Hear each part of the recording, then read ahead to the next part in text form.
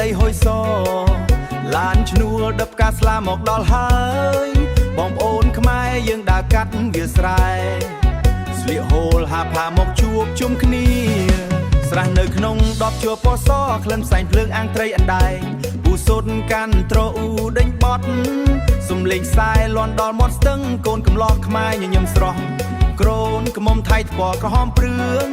ចាស់ទុំចងដៃសូត្រមិនសុំសុកមិនបាច់និយាយក៏យល់ចិត្តគ្នារំលែងគឺត្រឹមបន្លឺកន្ត្រែអារម្មណ៍លើកៅជូនពរជ័យសេរីរំទៅមិនได้ត្រឹមតែជាបន្ទាត់ស្នេហាគ្មានបងខាងវាសនា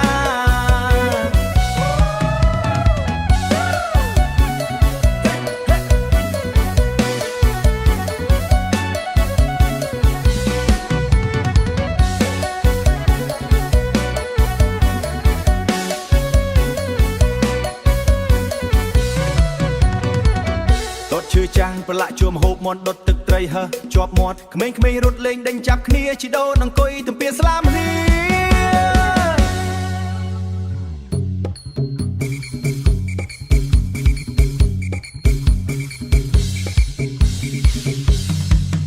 ទឹកភ្នែកហូរលើក្តីរំភើបផ្ទះយើងមានមង្គលពិតមេល្ងាចពណ៌ទឹកក្រូចខ្ចីភ្លើងអំពូលភ្លឺតាមដងផ្លូវស្គរដៃលាន់ឮកងរំពងរំវងជុំគ្នាផ្អើលភូមិផងបងប្អូនពីណូអបអរគូថ្មីរហូតទៅ